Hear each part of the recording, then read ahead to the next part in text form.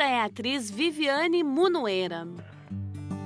Ela atua bastante no teatro.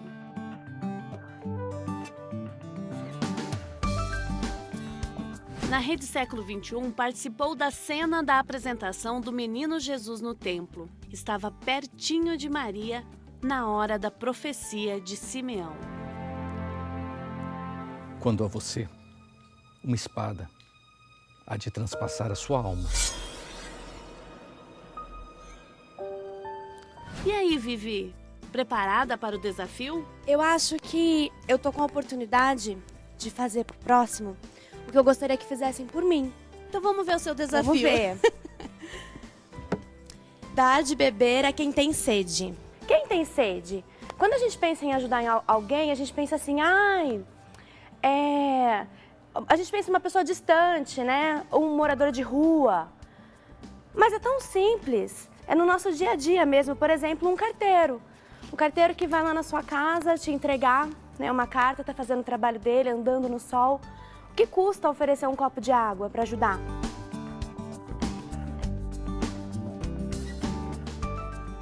Na realidade, o acesso à água potável e segura é um direito humano essencial, porque determina a sobrevivência das pessoas.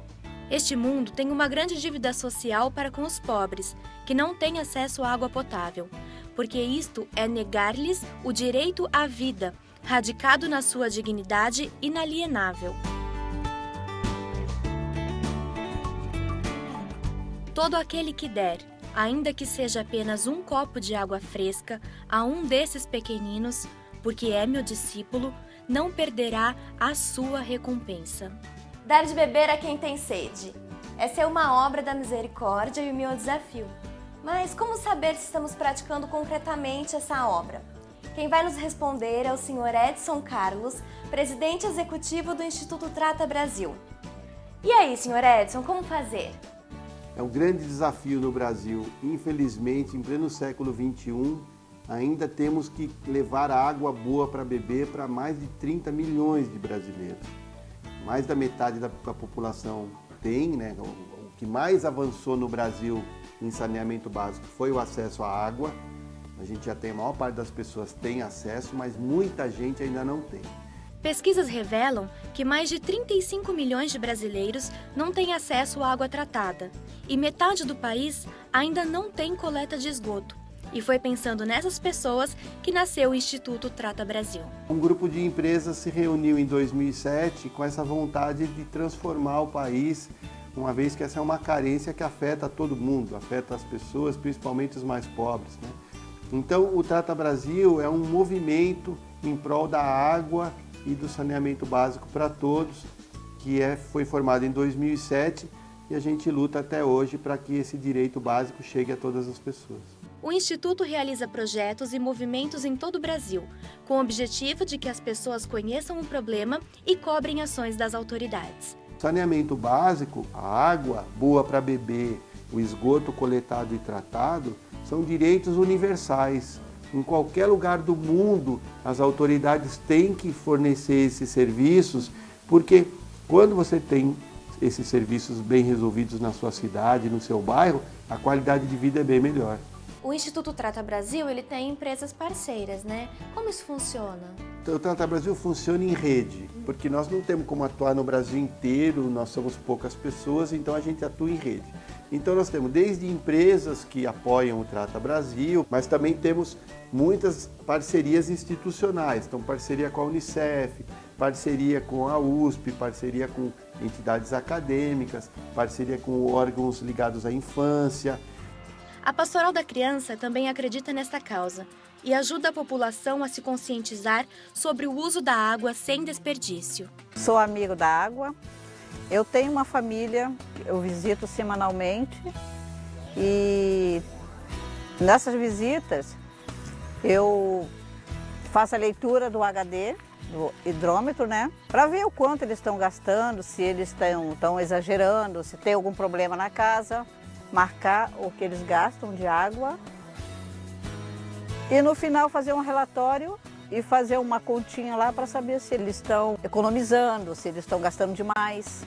É o que nós estamos fazendo, visitando a família toda semana e tá dando tudo certo. Vou falar referente ao meu talão, né, de água, que era alto, né, era 100 e pouco que vinha, e agora tá vindo 20, 30, 25, 22, entendeu? Varia, entende?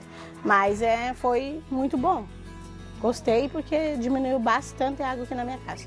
Claro, a gente limpa a casa, né, mas não desperdiçando, na maneira certa de usar totalmente a água, né? Muitas vezes a gente acha que a água que a gente bebe é aquela água que está lá no rio. Não, aquela água tem que ser tratada, vai produto químico, vai muita energia elétrica para transportar. Então aquela água é cara. Quando ela chega na torneira da gente, a gente tem que usar aquilo com muito carinho, porque essa água é pouca e tem muita gente que daria tudo para poder ter uma água boa. E a gente que tem desperdiça. Então é uma questão de cidadania, né? No passado a gente teve o problema da crise hídrica, né? Aqui em São Paulo, o exemplo da Cantareira. Agora, no ano de 2016, com essas chuvas, a crise continua? As chuvas não podem fazer a gente esquecer o que a gente acabou de passar. A gente viu que o sistema hídrico de São Paulo, da região, da macro-região de São Paulo, ele é muito frágil. Esse sistema hídrico é muito frágil. Ele é composto de reservatórios que acumulam a água durante o verão e a gente usa essa água durante o ano todo. Bastou 2 anos sem chuvas no verão, entrou em colapso o sistema. Então isso mostra que nós somos muito dependentes de água de chuva e não podemos pensar que porque choveu, acabou o problema. O problema continua ali, esperando para acontecer. Então nós temos que continuar usando a água com critério e continuar cobrando que as autoridades façam a parte deles. Agora, uma informação que eu fiquei bem chocada foi saber que o número de pessoas que não tem banheiro no Brasil. Como assim? É muita gente, é muito lixo indo para qualquer lugar. Incrível, nós temos mais de 6 milhões de brasileiros que não têm banheiro. Então aí a pessoa tem que reivindicar a estrutura mínima, né? Um banheiro, construir um banheiro na sua casa, né? Tem lugares que você tem o banheiro, as pessoas todas têm, mas você não tem coleta de esgoto. Então, primeira coisa, conhecer a realidade de onde ela mora. Se ela mora numa área rural, uma área distante, é buscar soluções individuais para a família dela, uma água boa para beber, um lugar para colocar o esgoto que não contamine a própria água e nem traga doenças para a família. Se ela mora numa área urbana, é cobrar do município que leve os serviços até a sua comunidade para que receba a água tratada e tenha os seus esgotos coletados e tratados. Se a pessoa já tem isso, ela já tem água, aí é usar melhor a água. Com todas essas articulações que o senhor me disse, o senhor acredita que o Instituto ele cumpre com o desafio da misericórdia, dar de beber a quem tem sede? Sim, nós fazemos o nosso papel, que é de informar as pessoas do direito que elas têm a uma água boa para beber. Porque se a pessoa não sabe que ela tem direito a isso, ela não reivindica. Então, se você não informa para as pessoas que aquilo é um direito humano, que as autoridades têm que se preocupar com isso e ela tem direito de cobrar, a pessoa passa a vida toda naquela situação achando que aquilo é comum. O Brasil nunca será um país realmente desenvolvido se não resolver essa questão de saneamento, que é básico. A palavra básico não está aí à toa. Saneamento básico significa isso deveria ser dado às pessoas antes de qualquer outra coisa. E a gente visita vários bairros, o cara tem asfalto, TV a cabo, telefonia celular, iluminação e não tem saneamento básico. Então, a primeira tarefa do Trata Brasil é informar a todo brasileiro, independente de onde ele esteja, de que ele tem direito a uma água boa para beber, o seu esgoto afastado e tratado. Se todo mundo tiver essa noção, nós cobraremos mais providências e teremos certamente um Brasil melhor daqui a um tempo. A reportagem de hoje me fez refletir que o problema está muito mais além, que pouca água é reaproveitada, muita água é usada de forma incorreta. E eu acho que levar a conscientização do uso correto da água, de economizar a água para as pessoas, isso também é dar de beber a quem tem sede. Algumas dicas que a gente pode fazer em casa, que são coisas simples. Não jogar o óleo, por exemplo, da cozinha no ralo da pia, que prejudica, né, que polui mais a água. Não jogar lixo nas águas correntes. São coisas simples que a gente pode fazer. Não misturar, essa foi uma dica que ele deu que eu achei muito legal. Não misturar a água com o lixo, né? Porque dá mais trabalho na hora da limpeza, fica mais caro e é mais difícil. Não desperdiçar a água potável. A gente tem que cuidar da natureza, porque é vida, né? Se a água acabar, a gente morre também.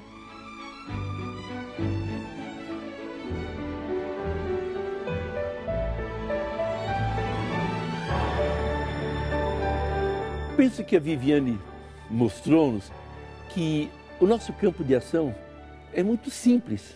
Não precisamos logo pensar em coisas extraordinárias. Isso depois vem com o tempo. Mas começando com gestos que mostram a nossa capacidade de ver a sede, a necessidade dos outros. Um dia Jesus vai nos dizer no julgamento final: tive sede e me destes de beber. Ou então, tive sede e não me destes de beber.